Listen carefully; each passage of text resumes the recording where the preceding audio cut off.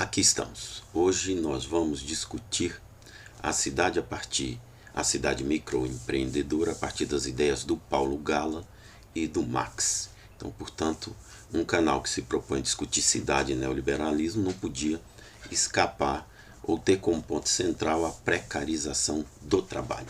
Vamos começar com uma citação do Marx. O Marx, na crítica da economia política, no volume 1, ele diz algo muito interessante já no início do capítulo. Ele diz o seguinte: não é com os pés que as mercadorias vão ao mercado, nem se trocam por decisão própria. Pensem bem, nem se trocam por decisão própria. Temos, portanto, de procurar seus responsáveis, de procurar seus donos. Essa perspectiva de análise nos coloca integralmente na dinâmica da circulação para entender o modo de produção capitalista naquele momento e nesse principalmente. Né? Então é isso que nós vamos discutir, nisso nós estamos chamando de cidade de microempreendedores. Mas antes de tudo, vamos lembrar algo aqui para quem estudou urbano, estudou cidades no início da década de 2000, era quase obrigatório ler um livro. É um livro excelente, aliás, organizado pelo Carlos Weider, pela Maricato e pela Otília, chamado A Cidade do Pensamento Único. É um livro vermelho da Boitempo, da Boitempo, se eu não estou enganado, mas é um livro, de qualquer modo, que tratava os diversos discursos, os diversos consensos que se formavam no âmbito ali da hegemonia neoliberal sobre a cidade. Ali tinha um planejamento estratégico, tinha uma ideia de cidade empreendedora, enfim. O que a gente observa hoje, então, quando eu olho do ponto de vista retrospectivo esse livro? A gente observa que a cidade, que o discurso da cidade saiu, de uma maneira geral, de uma ideia de competição muito orgânica, muito organizada, a cidade como uma plataforma de competição global, e a cidade global seria o exemplo mais elaborado dessa narrativa, para uma ideia da cidade como uma arena de competição. Então ela deslocaria do bloco, né, da cidade do contexto geral para o bloco individual. E aí, neste sentido, entram os microempreendedores, entra o empreendedorismo, entra o discurso do empreendedorismo para os diferentes atores que ocupam a cidade. Estou partindo do ponto de vista de que a gente deve voltar para a ideia clássica da divisão do trabalho para entender esse processo, que não é um processo novo. Se você pegar do ponto de vista do significado da circulação da mercadoria, ele não é novo. Então a gente vai discutir. Não que a uberização, para usar um termo mais moderno, cria desigualdade. Não, ela acentua a desigualdade, ela muda e dissimula as formas de apropriação, por exemplo, do mais-valor. E para entender isso do ponto de vista urbano, a gente tem que dar uma rápida pincelada no que é o mercado de trabalho.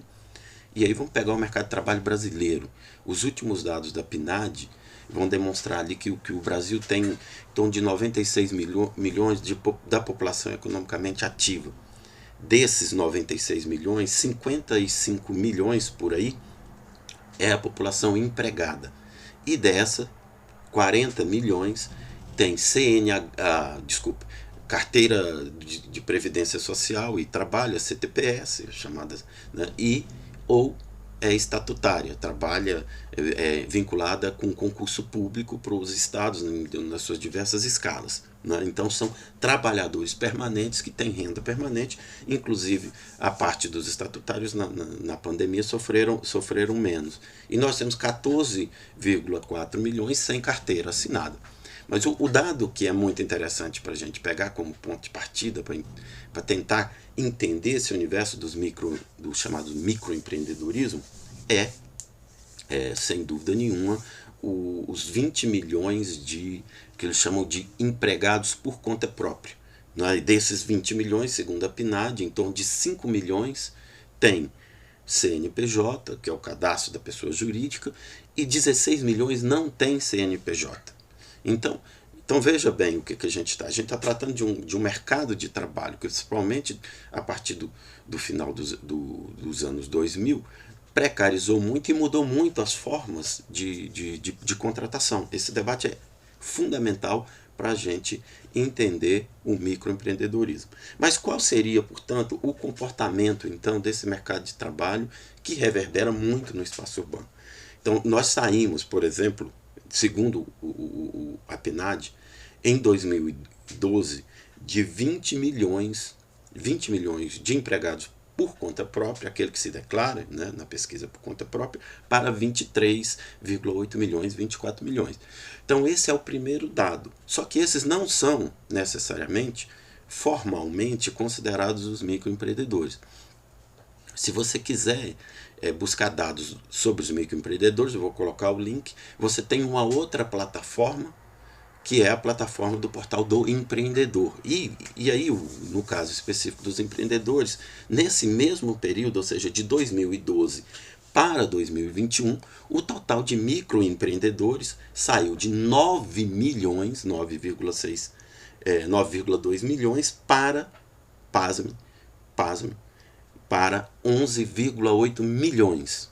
Então, um dos poucos dados do ponto de vista do mercado de trabalho que subiram acentuadamente foram os vínculos de microempreendedores, que hoje somam 11,8 milhões de microempreendedores. Mas quem são os microempreendedores? Né? Nós vamos falar aqui da economia dos aplicativos, nós vamos conversar sobre Paulo Gala, sobre os microempreendedores, na visão que ele tem, a relação da circulação com a ideia do Paulo Gala e a ideia do próprio Marx, do ponto de vista geral. Mas os microempreendedores, então, não são necessariamente, não há uma equivalência entre microempreendedores do ponto de vista formal e os entregadores de aplicativos.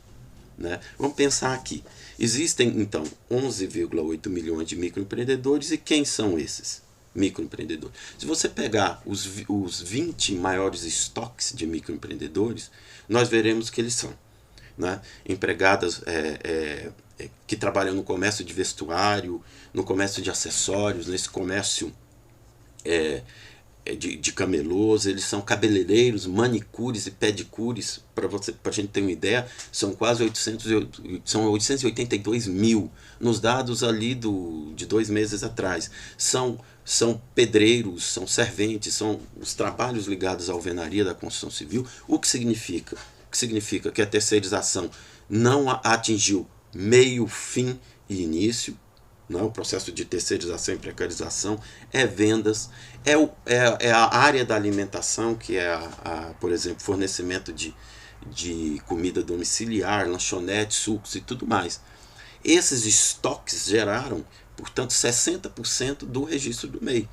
Então, se pega esses 20 primeiros, né, então, que seriam o quê? De 60% de 11 mil, seriam em torno de 6 milhões de microempreendedores. Né? Então, só São Paulo, por exemplo, olha a dinâmica disso na cidade. Só São Paulo tem 989 mil. Né? O estoque de microempreendedores é maior que o da construção civil, é o segundo estoque. Se você pegar as grandes famílias de emprego, por assim dizer, da cidade de São Paulo, que era conhecida como a locomotiva neoliberal. Né? Goiânia tem 174 mil registros de MEI, Fortaleza 174, 180 e Rio de Janeiro 608 mil. Então, portanto, o MEI está disperso nesse mercado de trabalho, mas ele não do ponto de vista, vamos dizer, não há um encaixe entre MEI e entregadores de aplicativos. Isso por um motivo simples. Né? Existem estatísticas que apontam até que existem mais entregadores de aplicativo nas diversas plataformas, e não só comida, do que microempreendedores. E isso tem algumas razões. Eu vou apontar 2 delas para a gente ter a ideia do nível de precarização do trabalho. Uma delas pode ser, por exemplo, que o nível de rendimento caiu tanto, no caso específico dos entregadores de aplicativo, que sequer eles têm recurso para integrar o MEI, que o MEI você vai ter que pagar uma taxa. Na base de um salário mínimo seria, por exemplo, 5%, ou 50, R$48. Então, até isso pesa no bolso, por exemplo, de um entregador, de uma entregadora de aplicativo. Então, esse é uma primeira questão. A segunda é que, em muitos casos, existe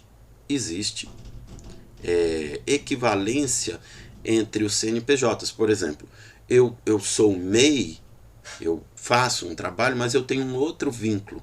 Ou eu entrego aplicativos e tenho um outro vínculo. Por exemplo, eu sou um bolsista de algum modo na universidade e tem que complementar a renda entregando uma bicicleta ou uma moto.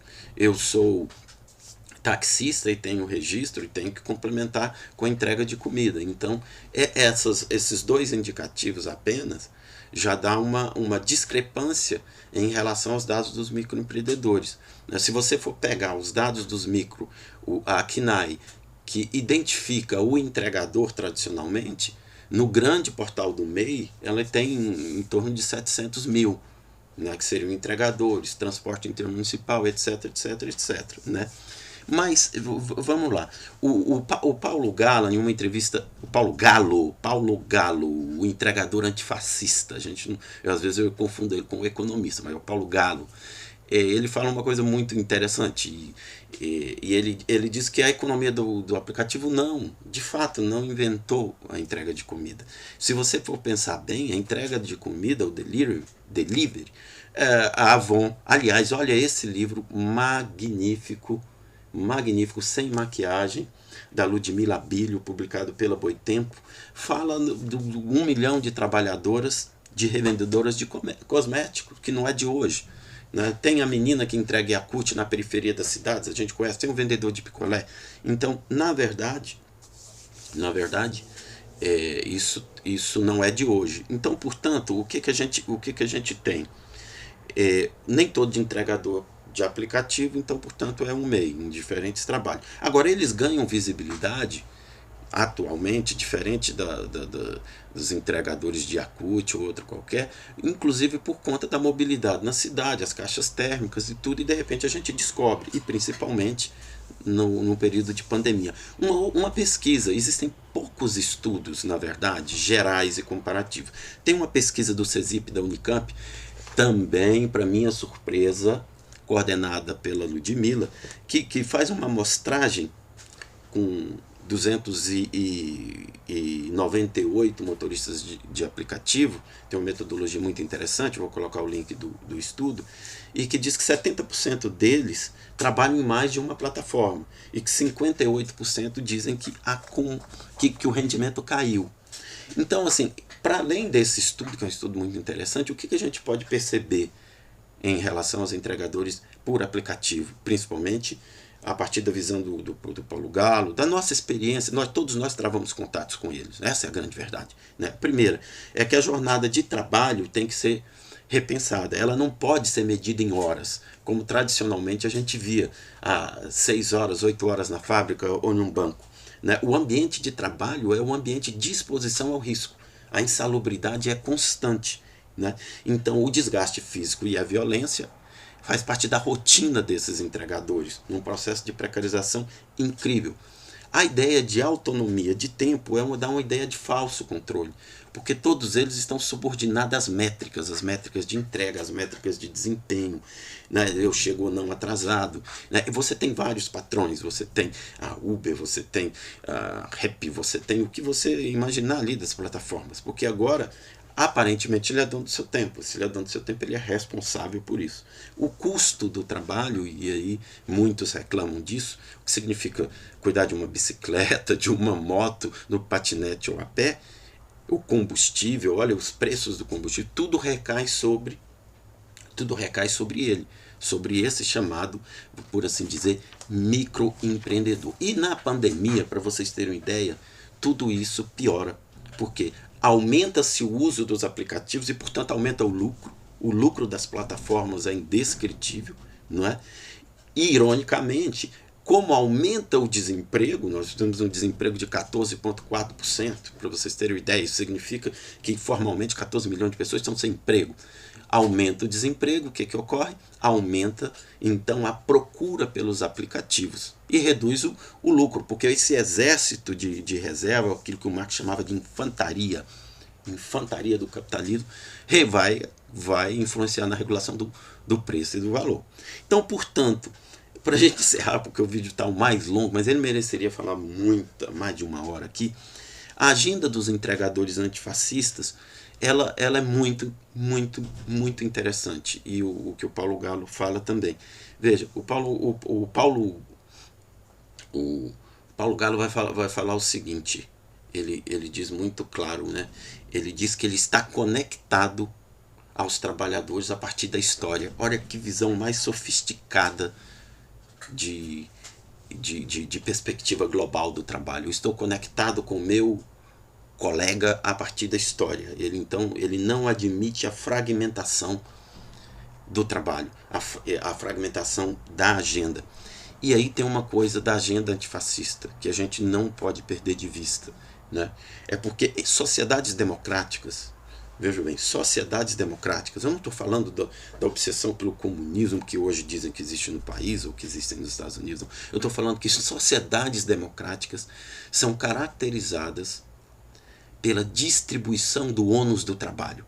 Em sociedades democráticas, não deixariam entregadores de aplicativos, por exemplo, nesse caso, ao léu, à vontade do mercado. Sociedades democráticas socializam o ônus do trabalho. O que eu quero dizer com isso? Que sociedades democráticas se responsabilizam pelas doenças, se responsabilizariam pelas doenças relativas ao trabalho, pelo futuro, pelo rendimento, pela alimentação. O Paulo, o antifascista, fala uma coisa muito interessante, como é entregar comida para os outros com estômagos vazios. Eu acho que o Paulo tem um olhar sofisticado sobre a história, e se ele entende isso, eu me pergunto por que eu demorei tanto tempo a entender, e por que tanta gente demorou tanto a entender isso. Talvez a grande questão seja a gente voltar a compreender o significado da palavra alienação. Eu queria agradecer e até o mês que vem, só o mês que vem que a gente começa a discutir de novo. Um grande abraço e sorte para todos. Valeu!